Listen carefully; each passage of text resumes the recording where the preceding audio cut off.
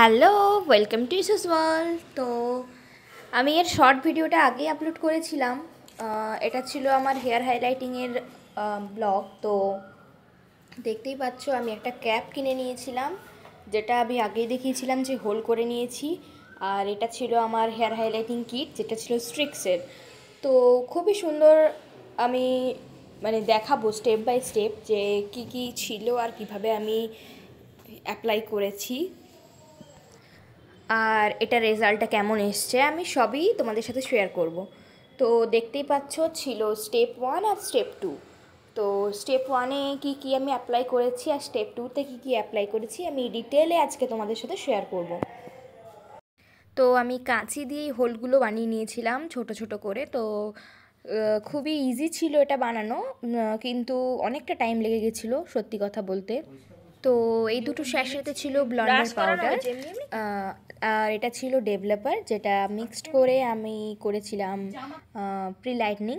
তো তো তার আগে একটা বড় প্রসেস ছিল, যেটা প্রথমে এটা আমি তো বানিয়ে নিয়েছিলাম, যেটা আমি অ্যাপ্লাই করব। তো আমি যেই প্রসেসে ক্যাপটা পরলাম, এই প্রসেসেই তোমাদেরকে ক্যাপটা পরতে হবে, কারণ দুদিকে পার্টিশন ভাগ করে নিয়ে হেয়ারটাকে তারপরে তোমাকে একটা একটা করে নিতে হবে। তো সত্যি বলতে ও অনেকক্ষণ ধরে একটা একটা করে নিচ্ছে চুল, তো একটা একটা করে স্ট্রিপ বার করছে। তো এটা খুবই ডিফিকাল্ট ছিল আর অনেকটাই টাইম লেগে গেছে, যতটা না কালার করতে লেগেছে এটার জন্য বেশি টাইম লেগেছে সত্যি কথা। তো আমার তো ঘাড় ব্যথা হয়ে গেছিলো, তো আমি এইভাবেই শুয়ে পড়ে করছিলাম। তো ইউটিউবে যেমন দেখায় যে একা একাই এটা সম্ভব, কিন্তু সত্যি বলতে আমি নিজে করেছি, তো আমার এক্সপিরিয়েন্স থেকে আমি বলছি এটা একার পক্ষে কখনোই সম্ভব না। কারণ সামনের চুলগুলো তুমি তাও নিতে পারবে, কিন্তু পেছনের চুলগুলো কোনো মতেই সম্ভব না। আসলে নর্মাল নিচের দিকটা যদি আমি হাইলাইট করতাম তো এটা সম্ভব ছিল, বা সামনে একটু পেছনে একটু হালকা করে, কিন্তু এইভাবে যদি করতে চাই তো এটা সম্ভব না। আর আমার সত্যি বলতে এই টাইপটাই ভালো, আমার আমার পছন্দ ছিল। তো দেখো তোমরা কীরকম রেজাল্ট আসছে।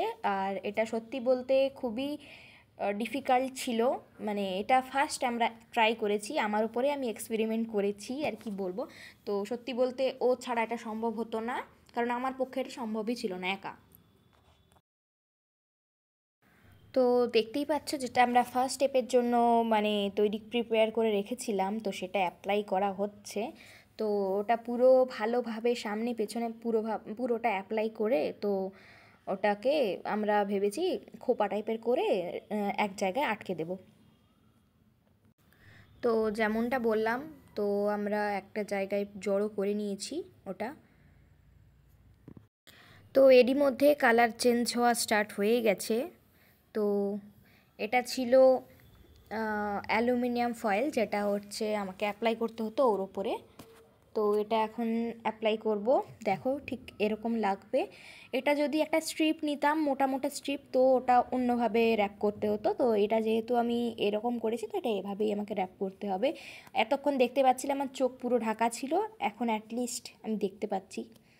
তো হাফ অ্যান আওয়ারের জন্য আমরা ওয়েট করব, তারপরে আমি এটা ওয়াশ করতে হবে। তো দেখব কীরকম লাগে, জাস্ট ওয়েট অ্যান্ড ওয়াচ। তো দেখো ঠিক এই রকম লুকটা এসেছিলো প্রি লাইটনিং। এটা আমি সত্যি ভয় পেয়ে গেছিলাম, ভাবলাম হয়তো এরকম পুতুলের মতো আমার চুলের কালারটা হয়তো হয়ে গেছে, তো কীরকম লাগবে, আমাকে ঠিক মানাবে কি না, আমি তো সত্যিই টেন্স ছিলাম। তো এটা ছিল সেকেন্ড স্টেপ। তো এটা মিক্সড করতে হবে, একটা ক্রিম ছিল আর সলিউশন ছিল, যেটা আমাকে মিক্সড করে লাগাতে হতো। তো দেখো দেখতেই পাচ্ছ দুটো খুব ভালোভাবে মিক্সড করে ঠিক এরকম টেক্সচারটা এসেছে।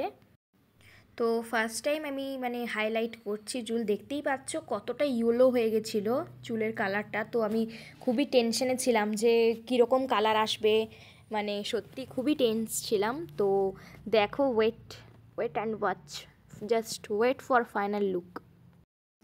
তো যতটা পার্ট আমরা প্রি লাইটিং করেছিলাম, তো সেই পার্টটাই আমাদেরকে সেকেন্ড স্টেপটা করতে হবে। তো ওটা পুরো পার্পেল কালার চলে এসেছিলো, তো ভাবছিলাম কালারটা কীরকম আসবে। তো চুলটা জাস্ট ঝাড়ুর মতো লাগছে, দেখো ওপরটা। তো খুবই ফানি ছিল লুকটা আমার এখন।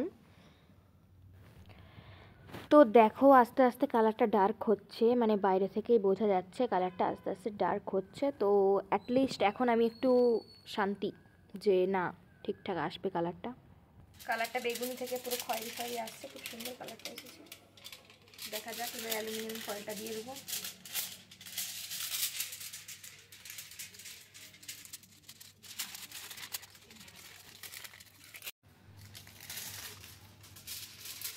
Enough, enough, guarda, un altro potato.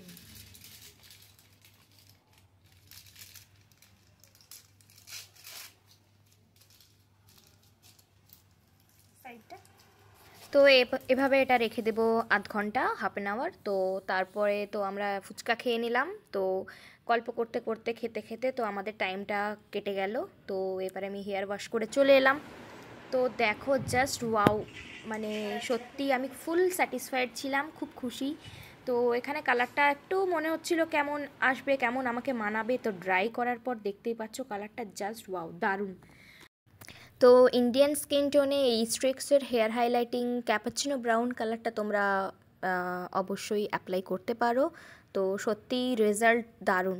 তো আজকের মতো এই পর্যন্তই, দেখা হচ্ছে নেক্সট ব্লগে। Thanks for watching.